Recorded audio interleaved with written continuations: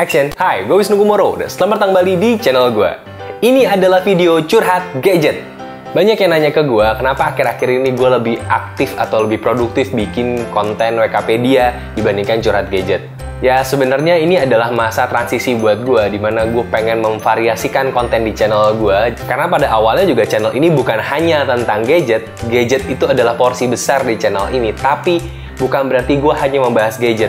Gue juga membahas buku, gue juga ingin membahas hal-hal lain ke depannya. Bahkan hal-hal yang mungkin gak kalian pikirin sebelumnya ada di channel ini, bisa aja ada di channel ini. Jadi ini adalah masa transisi buat gue dan gue menjembatani hal itu dengan WKpedia.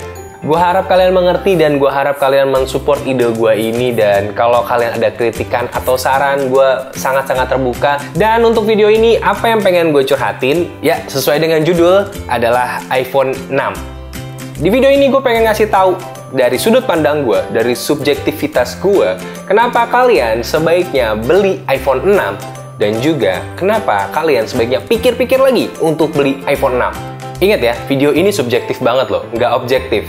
Ya karena yang curhat kan gue, ini kan curhat gadget, pasti subjektif. Jadi kalau kalian berharap dapat video objektif, mungkin nggak akan ketemu. Kembali lagi. Alasan pertama kenapa kalian sebaiknya beli Apple iPhone 6 adalah karena ini adalah produknya Apple. Ya, seperti produk Apple yang lain, ada brand image yang ditanamkan ke masyarakat secara umum di dunia ini dan menurut gue cukup berhasil. Contohnya adalah di saat disebut kata Apple, yang pertama kalian ingat, kemungkinan besar adalah bukan buah apel, tapi adalah perusahaan teknologi. Itu adalah bukti bahwa mindset kita itu sudah kena oleh Apple. Jadi Apple tuh sangat berhasil, bukan hanya di level strategi appeal dan aware, tapi juga sudah masuk ke act dan advocate. Kalau kalian belajar branding management, kalian pasti paham yang gue maksud. Jadi, Apple sudah berhasil untuk membuat masyarakat itu bergerak dan juga mencari tahu sendiri mengenai produk-produk mereka dan juga bisa menilai sendiri, bahkan bisa mengambil kesimpulan sendiri tentang produk-produk mereka. Dan gak jarang, dari orang-orang yang mencari tahu ini akhirnya menjadi fanboy mereka. Ini adalah bukti kesuksesan dari Apple. Dan catatan lainnya adalah Apple menurut gue sukses nggak hanya menanamkan brand image yang baik ke masyarakat, tapi juga bisa mengubah sedikit mengenai teori ekonomi. Jika harga meningkat, apalagi secara progresif, biasanya masyarakat mempunyai penurunan demand atau permintaan yang menurun. Ini uniknya, Apple tidak. Jadi semakin tahun produk barunya keluar, harganya semakin tinggi. Entah kenapa, demand-nya juga semakin tinggi. Bisa dilihat dari antusiasme orang-orang yang pengen beli handphone iPhone refurbished di Indonesia. Itu adalah bukti bahwa mereka sebenarnya pengen, tapi nggak punya duit, makanya beli refurbished. Gue mengutip dari kata-katanya Om Irwan Sobat HP. Banyak yang nggak suka Apple karena Apple mahal. Ya karena nggak mampu belinya, jadi nggak suka gitu. Kayak cewek cantik yang tidak mungkin dimiliki, terus kalian bilang, gitu doang mukanya. Padahal kalau dia mau sama lo juga mau gitu. Ya gitulah kurang lebih perumpamaannya. Jadi menurut gua, merek Apple itu adalah merek yang it's hard to resist, sulit untuk ditolak. Jadi ya, you gotta love this brand. Alasan kedua adalah karena aksesorisnya banyak banget, buset. Ini udah dari tahun 2014. Dan sampai sekarang, aksesorisnya masih bisa kalian temukan di mall-mall, di TC, di online. Masih banyak banget dan dari harga yang murah banget sampai mahal banget ada. Jadi, nggak perlu takut kalau kalian butuh aksesoris untuk handphone ini. Dan yang unik menurut gue, dan juga jadi alasan berikutnya kenapa kalian sebaiknya beli iPhone 6 adalah ini sebenarnya kadang-kadang nggak perlu dikasih aksesoris karena desainnya udah cakep banget menurut gue. Ada handphone yang bahkan menjiplak plek desainnya menurut gue ya. Salah satu brand yang lagi rame diomongin itu loh. Itu menurut gue sih terinspirasi banget-bangetan sama desain ini. Mulai dari lengkungnya, mulai dari inilah pokoknya ya. Itu mirip banget gitu. Bedanya dia Android. Itu membuktikan bahwa desainnya ini sangat cantik dan sangat disukai oleh masyarakat sehingga banyak pabrikan yang juga mengikuti desainnya. Jadi ini adalah trendsetter menurut gua. Dan alasan keempat, meskipun ini adalah handphone yang udah keluar tahun 2014 kayak yang tadi gue bilang, sudah hampir 3 tahun, tapi sampai sekarang ini masih jadi handphone yang menurut gue performance-nya lumayan gitu. Bayangin aja udah hampir 3 tahun tapi masih bisa bertahan dari gempuran handphone-handphone lain yang Android makin cepat atau Windows Phone juga yang makin hilang. Itu menurut gue adalah hal yang luar biasa. Fingerprintnya menurut gue masih responsif, kompatibilitas aplikasinya juga menurut gue nggak kalah. Apple Store menyediakan aplikasi-aplikasi yang juga nggak kalah banyak dengan Google Play Store, jadi bisa bersaing banget. Dan yang menarik adalah gue udah update ini ke iOS 10.32. Yang paling baru saat video ini dibuat ya. Banyak yang takut untuk upgrade ke 10.32, apalagi pengguna iPhone 6, karena ada isu kalau 10.32 itu bisa menyebabkan baterai drain yang parah. Jadi baterainya bisa drop banget. Bahkan katanya bisa cuman bertahan baterainya itu cuma 2 jam atau 3 jam aja handphonenya.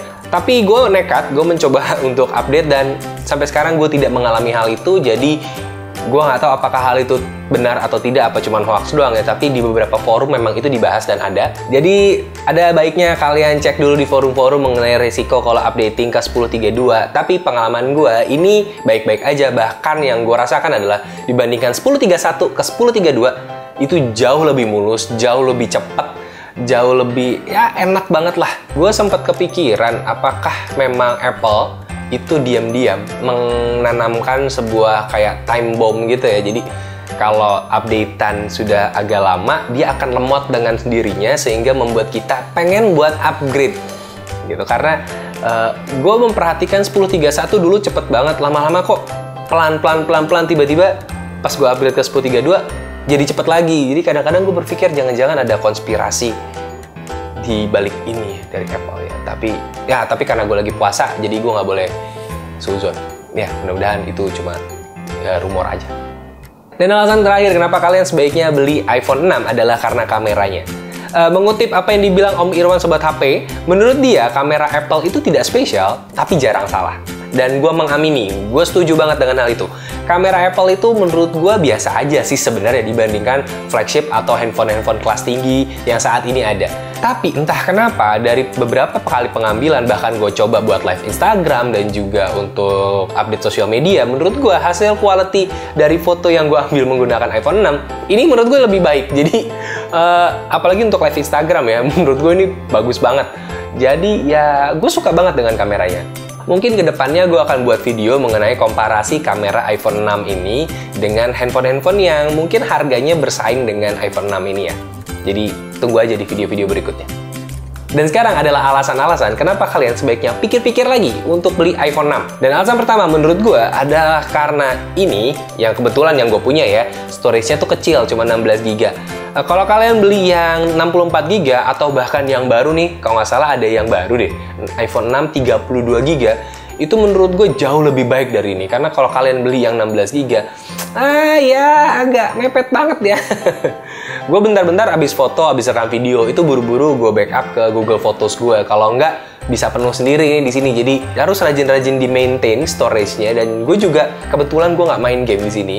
Gue hanya di sosial media, foto, dan paling banyak di telepon. Jadi tidak terlalu berat gue penggunaannya, lebih banyak untuk pekerjaan sebenarnya. Jadi banyak di telepon, di sosial media, dan juga gue banyak denger lagu, udah kayak gitu-gitu aja. Storage-nya sejauh ini alhamdulillah cukup buat gue 16GB, meskipun gue ngerasa kadang-kadang agak kurang. Jadi ya kalau kalian punya kesempatan untuk beli yang storage-nya jauh lebih besar, saran gue yang lebih besar aja.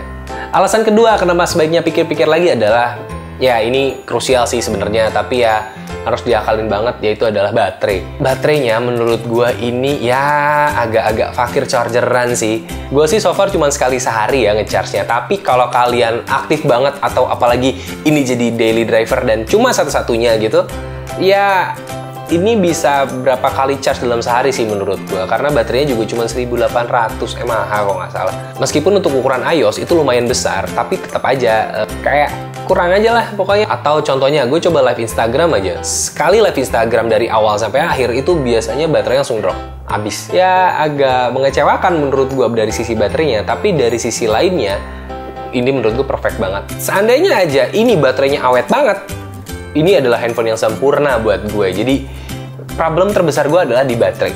Dan alasan ketiga kenapa kalian sebaiknya pikir-pikir lagi untuk beli iPhone 6 adalah harga. Gue nggak bilang harganya kemahalan, tapi menurut gue dengan harga yang kalian bayarkan, apakah kalian nyaman dengan pilihan kalian? Sebenarnya ini berlaku untuk semua handphone, tapi untuk iPhone 6 ini menurut gua ada sedikit catatan. Kenapa? Karena jalur belinya itu menentukan harganya. Kalau kalian belinya ori, ya maksudnya ori di sini adalah ada garansinya, itu harganya biasanya cenderung tinggi. Sedangkan kalau kalian belinya hanya melalui online shop atau garansi-garansi distributor atau bahkan refurbish, itu harganya pasti jauh di bawahnya. Jadi harga menurut gue adalah patokan keamanan dan juga kenyamanan kalian waktu nanti beli. Saran gue adalah beli yang terjamin. Entah kalian beli refurbish, entah kalian beli second, entah kalian beli online shop atau datang ke toko, pastikan belinya terjamin. Maksudnya apa? Kalau ada apa-apa, si penjual mau menanggung. Ini demi keamanan kalian sendiri. Karena kalau kalian pernah lihat, ada video loh, orang dia bisa ngerakit iPhone, waktu itu tapi iPhone 6s, itu hanya modal beli spare part. Jadi ini tuh sangat-sangat rawan, banyak banget KW-nya, banyak banget palsunya, banyak juga yang cacat-cacatnya. Jadi kalian harus pastikan kalau kalian beli yang benar, yang aman dan terjamin. Jadi pastikan sekali lagi toko yang menjual iPhone 6 kepada kalian. Dan sekian Curhat Gadget kali ini. Kalau kalian suka dengan video, silahkan like dan subscribe. Kalau kalian suka banget, silahkan di-share. Gue gak akan nolak. Dan question of the day-nya adalah, menurut kalian, mana yang lebih baik? Refurbish atau second? Coba kalian tulis di komen. Wisnu Kumoro pamit. Dadah!